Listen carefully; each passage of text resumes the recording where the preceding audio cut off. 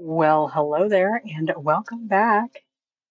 It's Bookcast Day. I can't tell you the joy it brings me to actually have something to do when I get up on Saturdays. It is a tiny bit annoying because I would love to have a Saturday free, but this is the day that works best to record, and so this is what we do. I am running very late today. I'm in the struggle sedan. It's not quite a bus.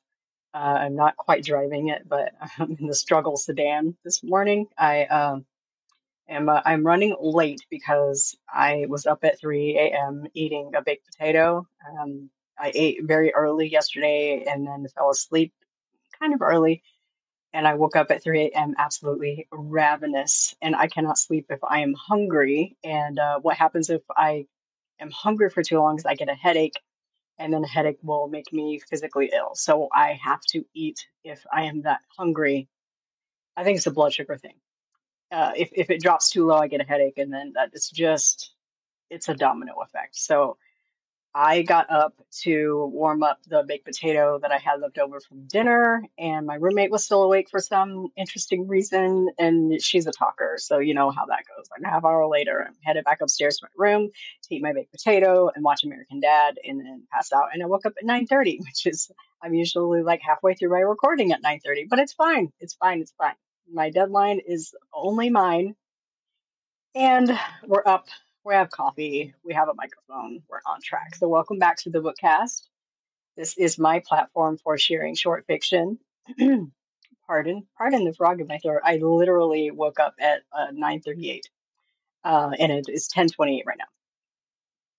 It's my platform for sharing short fiction and updates on what I'm reading and writing. I haven't shared short fiction in a while. I haven't written anything that I could really share in a while. So perhaps the short-term goal should be to write something to share on the bookcast. I like this goal. This is episode 72. I am D.L. White. I'm author of contemporary Southern and romantic fiction novels that center Black love and relationships. How do you like my new tagline? I remembered my tagline, y'all. I'm also a big fan of books, so we usually begin with the book report and then we talk about writing and topics of the day. I am currently not really writing. I was supposed to be writing the epilogue to Home for Holidays, but as said last week, I'm not really feeling like writing it, and so I'm gonna put it off. I may write it later, but right now I don't feel like it. So again, apologies if you were waiting with bated breath to read that. It will eventually come, I'm sure, because I do want to like explore, read, and Sabrina's future. It just might be folded into the next Potter Lake update, or it may be like a prequel to the next Potter Lake update. That sounds like a good idea. That sounds like a good idea. Like a little 3.5. No, Home for the Holidays is 3.5. I don't know. Something. The Bookcast is a production of Books by D.L. White, written, edited, produced, and supported by me. If you would love to back me up, I would be most grateful. My podcast website, bookcast.buzzsprout.com, has opportunities to offer a one-time or recurring monthly gift, whichever is most appropriate for your financial situation. Thank you so much to my supporter, Karen the Reader. I appreciate you so much, and your monthly gift helps immensely. The other way you can support is to buy my books. Booksbydlwhite.com/books has all of the good stuff in ebook, print, or audio. And let me just tell you, I'm twisting my chair over so I can look at this person-sized stack of print books that I have to ship out next week. Thank you so much to everybody who patronized me, who shopped my Get the Stuff Out of My House paperback sale. It is still ongoing through Monday. Booksbydlwhite.com/books or payhip.com/books by DL White. The paperbacks are mostly 50% off the previous covers. I've updated my covers, so all my old covers are at a deep discount, and then you get 50% off of that. And then any new covers that I have, or any covers that are going to stay standard, are 50% off. That sale ends Monday, and I'm probably going to ship books out like Wednesday or Thursday. So you still have time to get it. I'm looking at the stack of books I have left. I have some Beach Thing in the new cover and in the old cover. I have like one copy of Neverlist. I have one copy of Brunch at Ruby's. I have a few copies of the old cover of Leslie's Curl and Dye.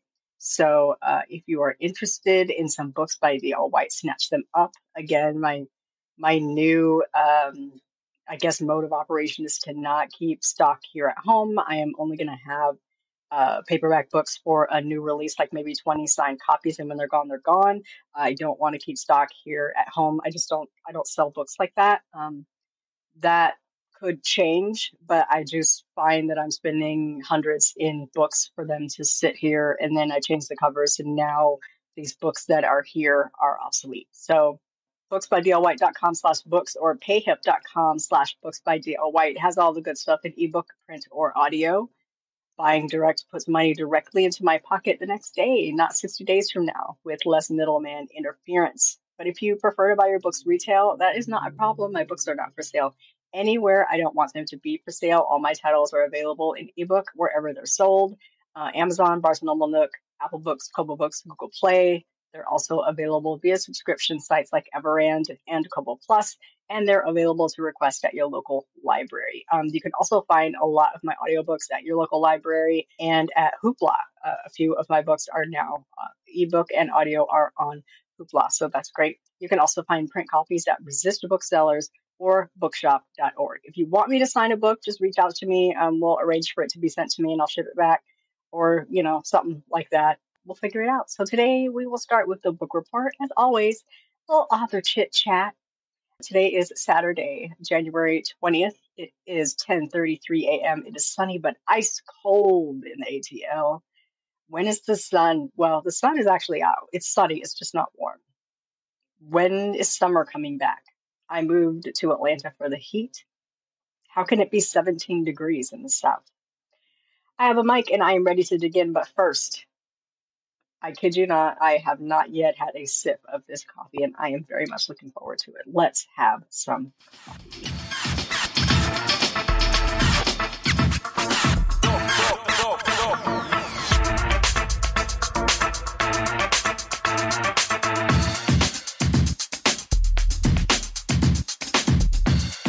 All right, all right, all right. Oh, that is good. That is good. The coffee is good today. We begin, as always, with the book report because I am a bookhead. If I'm going to do anything, I'm going to read a book. New year, new challenge. I have read 7 books of my challenge to read 150 books this year. I am on track to hit my Goodreads goal challenge. Can't stop, won't stop. I do not think I will have any issues hitting that goal because I am ripping through these books. This week I read 3 books. I read Alone by Lisa Gardner. This is book 1 in the Dee Dee Warren series, and it was twisty turny, a lot of characters, a story I couldn't really figure out. Yeah, a lot of twists, some surprises. And it was a Dee Dee Warren book in the sense that Dee Dee Warren is in the book, but we didn't see a whole lot of Dee Dee Warren. I have read the rest of the Dee Dee Warren series, and now I know why I haven't read book 1. But it wasn't bad. Just Dee Dee isn't hardly in the book except to yell at people. So she is an investigator, I think, with the FBI or detective. No, she was the police department. I love a Dee Dee Warren book, so I read book 1 in that series. I read If She Knew by Blake Pierce, which was darn good. I used my my Spotify credits to listen to this book. Pretty good. Blake Pierce has a lot of books out, so I might take a romp through that author's catalog. I don't know if Blake is a man or a woman. I'm assuming a man. It was like book 1 in a detective series. Wasn't bad, wasn't bad. I also finished King, The Life of Martin Luther King by Jonathan Eig, and I told y'all, again, I gave it 5 stars. Excellent novel. It's not a novel. Excellent biography. It was really, really well done. This week I am reading The American Queen by Vanessa Miller. I am about 40% in, and it's very good so far, but here's my beef. It's an advanced reader copy, which I'm so grateful to have. The formatting is so terrible. It's really throwing off my reader experience. Like, it's formatted so terribly that the sentences are broken. There are some sentences where it's just one line. It's like one word per line, and that really, it doesn't flow for me. It's very hard to follow for me. So I made the decision to stop at 45%. This book comes out January 31st, and I'm going to pick this book up when it is complete and released and get a finished copy and finish reading it with a real copy of the book. Being honest, I'm probably just going to get it in audio if I can, and I will finish that and then offer my review. And I did send a note to Nat Galley and the publisher that I cannot read this copy because the formatting is awful. I absolutely, absolutely hate reading a PDF arc. I'm also going to read The Quiet Tenant by Clémence Michallon. I saw this on a list somewhere and it looked good, and I put a hold on it at my library, so I guess I should read it. I'm going to start it. If it's not good, I'm returning it. You know how I am. I just am not going to drag myself through a book I don't feel like reading. So, but a book I do feel like reading is The Love That Remains by Tasha L. Harrison. This book is so good so far. I'm halfway through. It is a book about a widow, and it dives so deeply and passionately and emotionally about dealing with her grief. And her husband sends her on a trip for their 10th wedding anniversary, and you can just like feel the love that he had for her. Y'all know I'm a big Tasha L. Harrison fan. Her writing is just so decadent, and like she just digs so deep the way that I wish that I could. I'm not a deep person, and I'm always reading her books like I ain't never gonna be this good. Like between Tasha and Kennedy Ryan, I don't know how I still write books, because like I just read books and I'm like, I am not this good. So I'm really enjoying it. I'll probably finish it today. And then I found like a stack of thriller novels that I want to dig into. I want to get real deep into my thriller bag this week, because after that, I need to like scoot on back to romance and get in the mood to write Black Diamond book number 3. This week, I put down Mrs. Soul Crusher by Jessica Terry, and I know she listens to the podcast. And I want her to know this is not a bad book at all. I think I'm at like 30%. With the work week, I fell out of sync reading it, and I just could not jump back into it. And I wanted to be fair and give it my attention. I'll jump back into it. I'll finish it at some point, probably when I roll back to romance. This will be on my list to finish. I just could not get back into it. I'm very much a mood reader, and new books are so shiny. Moving on to our writing update, which isn't a writing update. I said last week I was not planning to jump right into a home for the holidays epilogue, and my mind is slowly turning toward my next book, which I need to start writing by at least early February in order to finish by the spring and release in summer. The editor that I have been using is she posted her annual wrap up of books that she edited, and there was quite a stack of books. So she'd be busy. So I want to be sure to book her time and give her sufficient time to give my babies the attention they deserve. So I don't want to rush like I did with Home for the Holidays. I did not plan to write that book. It just popped up in my mind, and I was like, hey, if I write a holiday short and I get it to you on this date, and you charge me a rush fee, how would that work? She has been ever so gracious in squeezing me into her schedule. So I'm very, very excited to get something to her in the spring so it can be released in the summer. I have a couple shorts ideas I want to bang out. And I just said earlier, I would love to write something short just for the podcast, and just something short I could put out there. I'm kind of envious of authors that like just be putting out these little shorts, and for like, Nicole Falls would just drop something for like, $2.22. I want to do that and not be on some Me Too kind of stuff, but it's like, it's things that I think of doing that I tell myself I don't have time, but it's really because like I had to watch, 8 series of This Is Life with Lisa Ling instead of writing, but also not making myself feel bad about not writing, because I do take breaks for a reason. The life of a writer. I really wish that I could do more than 2 books a year, but I don't feel like I give writing my full effort when I try to be fast. I end up really with really surface fluff where I wish I would have gone deeper. And even though I'm not a deep person, I do feel like I try to at least get a little bit below the surface in my novels. So I ain't as deep as Tasha, but I try to get up in there. This week I don't have a plan to write. I might try to shoot out something short. That would be fun. We'll see. So I talked last week about my efforts to market my books in a more planned manner. So I'm spending my Sundays going through and creating promotion materials, quotes, images, memes, like using CapCut templates. And I'm finding that I'm spending a few hours doing things that aren't making an impact. A lot of things that I am planning out well ahead of time just aren't hitting. Like they seem like they're planned out well ahead of time. They're scheduled to run and they just don't make an impact. On TikTok, I'm not getting more than 200, 300 views on anything. But if I post an image, Beverly Jenkins had mentioned one of my novels this week, and I did a screenshot of it and posted that on TikTok. That got like 800 views. So the stuff that I'm doing, like offhand, that's just an image, that's kind of hitting.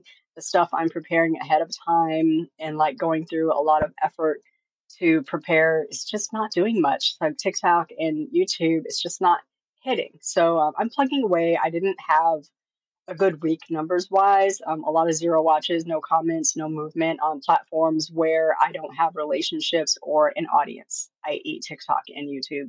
I just can't make a dent in whatever's going on there. And I'm really on the verge of not wasting my time with them anymore.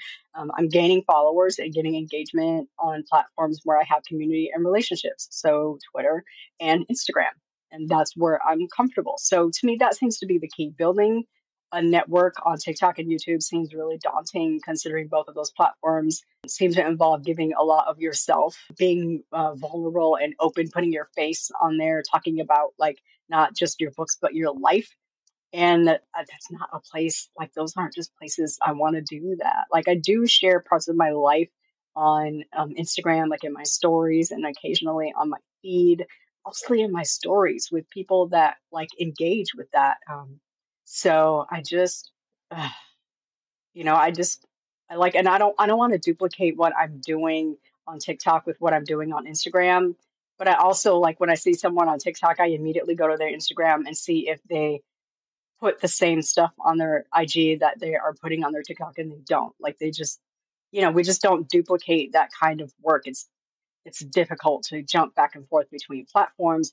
So I don't know what my approach is really going to be, but I think that I'm just going to focus on Twitter and Instagram and do what I can to post on TikTok what I'm putting on Twitter and Instagram. If it hits here, it might hit there. You know what I'm saying? But also be like more, I guess, more casual about it. I don't know if I'm going to continue with YouTube Shorts, but we'll see. I also know I can't be everywhere. I can't be all things to all people. What works for me on IG might not work for me on other platforms. So this week I'm going to plan out what I'm going to do on IG and Twitter, and if I feel like it, post to other platforms. I'm, going through, I love like a funny bookish meme. So like, probably like, Saturday, Sunday, Monday, Wednesday, Friday, I'm trying to post something like, chit chatty, say hi, check in, get some engagement, post something funny to bring people to my page so that they can see my book posts in between slices of life and funny stuff. Then I'm just going to try to, post what I think might hit on other platforms. Posting 6 to 7 days a week isn't doing a thing for me, and I don't like wasting my time. I'm also spending like 3 hours on a Sunday while watching, documentaries or whatever, putting together all this social media for it to not really hit. Like this whole week on YouTube has been like a zero views, zero likes. I got one new subscriber, and I think that was a person I followed, so they followed me back. So I'm watching a lot of videos and like reading articles and doing research on like how to get engagement on YouTube and TikTok. It's a lot of work that I don't feel like doing, to be really quite honest with you. So last week when I tried to explain the change in my schedule, I lost my mic and I had to cut out a huge part of the episode. So I apologize for that. We hope this week goes better. Although this week I left my headphones on the entire week. And so I put them on today and they're dead. So they are charging and I'm using my earbuds. We hope this mic is working. I did do a test. So hopefully we don't sound funny this week. We hope this week goes better. So basically, a beverage giant has people in Tuesday, Wednesday, Thursday of every week. The goal is to be in somebody's space 3 days a week. If you're meeting with customers, cool. If you're meeting with bottlers, cool. If you're meeting with coworkers, cool. But you need to be like interacting with with your team, your customers, your bottlers, people 3 times a week. And so I've been getting up and going to work Tuesday, Wednesday, Thursday, and it is seriously cutting into my reading time. So it's not going to stop this show. I'm still going to read books, but trying to fall into a new cadence with reading. Normally, I would be here at my desk with Tangi Kindle, maybe reading something aloud to me or listening to an audiobook. I find that I listen to podcasts usually at work during the day, and then I might, come home and listen to a book for an hour or listen to an audiobook on my commute to and from, and then listen to a podcast. I listen to a lot of podcasts during the day, so that's like my daily schedule. So still really trying to fold books into that. It's not a problem yet, but I've got my eye on it. My brain doesn't really get a chance to rest. When I get home, and I've lost time to do random personal tasks that I could do like during the day. Like if I have a lull in my schedule, I can't like get up and throw some laundry in. I can't, do a grocery order and put groceries away. Um, in between meetings or whatever. So it's interesting. It's definitely throwing a wrench into my work schedule. But we're gonna see how first quarter goes, and maybe in second quarter we'll be able to back off a day. I would love to do like Monday, Tuesday at home, Wednesday, Thursday in the office, and then Friday at home. We'll see if we can back off a day. It is almost tax season. Tax. Why did I say that so funny? It's almost tax season. So IG got me, y'all. I downloaded this app called Keeper, and this is not an affiliate ad, but it analyzes your accounts and it pulls out your potential write-offs. And I needed that because if I could tell y'all the process that I go through every year to identify my expenses for my CPA so she can file my taxes, it's painful. And so I really needed that. This has made it so much easier. And um, every transaction that I make, it asks me, is this a write-off? You spent this much at blah store. Is this a write-off? Is that a write-off? And so now I can mark it. Yes, it's a write-off. No, it's not. And so it will make it that much easier to turn my taxes into my CPA.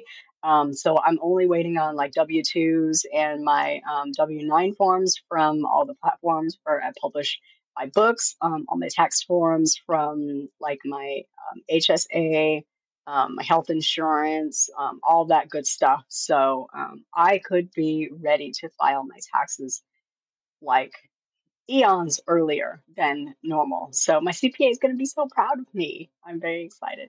So today's plans, reading, reading, reading. I just want to read, maybe folding laundry. I mean, I don't want to be too ambitious, but I may fold some laundry. I'm reading a lot of thrillers and historical fiction. I want to get it out of my system before I leap back into romance. I'm also pulling out my notes on the Pearl at Black Diamond. I need to like pull what I have into Dabble Writer, which is the app that I use to write my books. So I can start thinking about what changes I want to make to Davis Scott as a character before he meets his heroine, Kari Savoy. I'm kind of excited about this one. I did start it. I have about 8 chapters as usual before I hit a wall and put a book away. I usually get about 6 to 8 chapters before I have to put it away, and then I need to think about it. And so hopefully the time away, it's been a few years since I tried to write the Pearl. I feel like I tried to write it right after I published Beach Thing in 2016, and then I feel like in 2020 maybe I distinctly remember talking with the word makers about trying to write the Pearl, like maybe 2021, and it just didn't work. And in previous iterations of this novel, Davis was on the autism spectrum, and I decided that I just did not want to write him that way because I did not want to fight with autism mamas. And like now making edits to how Davis thinks and acts is going to be paramount. He's still a little persnickety in his real life, but I don't, like how do you write autism? It's a spectrum. So some are high functioning, and some have very different mannerisms and behaviors and patterns of thought and behavior, and I don't want to get stereotypical, and I honestly don't want to fight with autism mamas. So, backing away from that as a part of Davis, but he is a little bit, Davis is, he's a runner. He's running. He's definitely running. So, Kari is a very open person. This is going to be a workplace romance, and so there's going to be a built-in conflict there that I'm excited to get to. So, we'll see how it goes once I dig into it. But I do need to pull it out and get it into Dabble and figure out which direction I'm going in so I can get started on that book. Writer life. This popped up actually a few days ago and then resurfaced last night while I was surfing TikTok. There was an author. I don't know her name, but she is a Latin fantasy author. I'll probably have to dig it up and reference it in the show notes. She recently took a reader to task for coming to her author page on TikTok to express that she did not enjoy her latest novel. It happens, it happens. But this reader was actually quite rude in expressing her opinion on the novel. And you know where you can be rude about a novel? In a review space. Your own social media page, your story graph, your not Google, your Goodreads, any retail site. I mean, anywhere you be talking about books is your reviewer space. That's where you can be rude about not liking a book. You may not tag the author in your rudeness because it's none of our business. Reviews are for readers. Reviews are for readers. And so here's the deal. Readers want authors to stay out of review spaces so that they can be honest about the books without feeling like the author is watching over them because it makes readers feel a little bit weird. A few readers really like the attention that they get, and they want to come dance in the author's front yard and scream about how they didn't like that book because they know good and well authors can't respond. And those are the readers that cause an issue. Those are the readers that will tag an author in an unfavorable review and then throw a fit when that author chooses to respond. If readers want authors to stay out of review spaces, then authors have to have a space where readers don't come to express their opinion. That's my page, my Twitter page, my Instagram page, my TikTok page, my author website. That's not where you come to express your opinion on a book. Reviews are for readers. If reviews are for readers, then express your opinion to readers. Like this author said, I have already read the book several times, and I like the book. Otherwise, it wouldn't be out. I am not your audience. So if readers think that by offering an unfavorable opinion that you're, quote, teaching, end quote, the author something, that your opinion somehow changes something about the book, or like I think that a lot of readers feel like um, authors seek out reader opinion to improve on their work, and I think maybe in the past that used to be true, but it isn't really. Like, I don't seek out random opinions on my book. If you say, hey, I'm reading your book, I'm going to say that's fantastic, I hope you love it. I am never going to ask you how you liked it. Never. Never. It's not that I don't care. And it's not that I don't hear how you liked it. Like, by this point, I'm not really precious about my books. If you didn't enjoy my books, awesome. That's cool. Thanks for reading it. I mean, I already have your money. So, not to be crass about it. And it's not that I don't care about opinions, but my writing process does not involve the random opinions of readers who gobbled down something I spent 3, 6, 9, 18 months, 4 years writing. You gobbled that down in 2 hours, 4 hours, 6 hours, I don't know, a week or so, and distilled your opinion about the book into 7 harsh, crass opinions about my books. That's not what I base my writing around. Y'all gonna get these books. You might like them, you might not. Like, I don't know, but I don't base my writing around the opinions of, like, unsolicited opinions of readers. I have an editor, I have betas, I have advanced copy, advanced reader opinions. Those are the ones that I'm going to solicit. And when I put a book out, I already know probably what I'm going to hear from readers. They're not going to like this. They are going to like this. They're probably going to have an issue with that. And I know that. So I don't go seeking out reviews looking for that kind of feedback because I already have it. So if you are coming to me, to my face, to express that you don't like my books, it's kind of falling on deaf ears. And I'm not your audience for that. I am not the audience for that. And my page is not the place for that.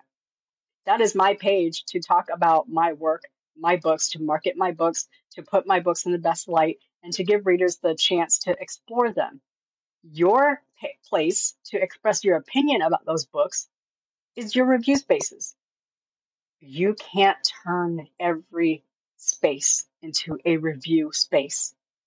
I have to have a space for me and mine, me and my stuff. And my space is not the place to put those opinions. I hope readers don't get their knickers in a bunch over this.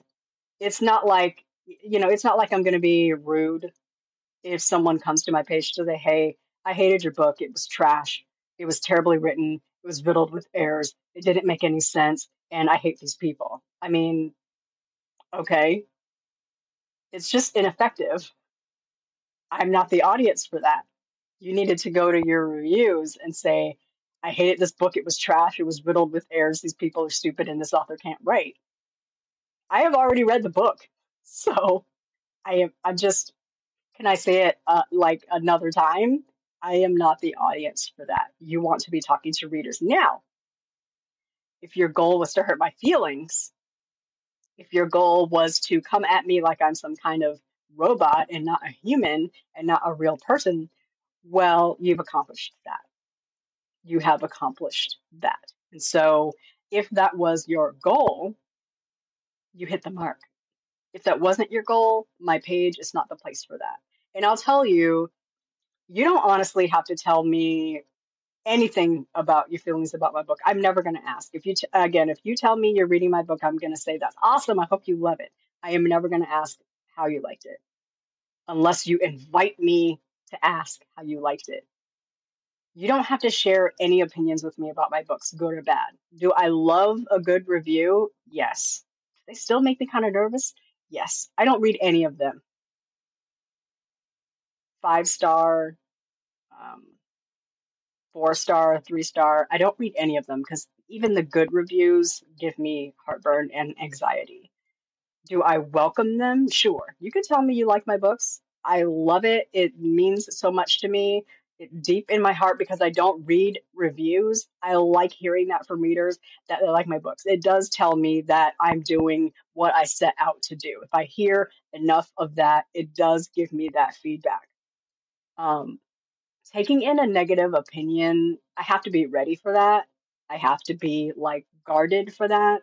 And for the most part, when I'm on my page, I'm unguarded. I'm open. I am supple, as it were.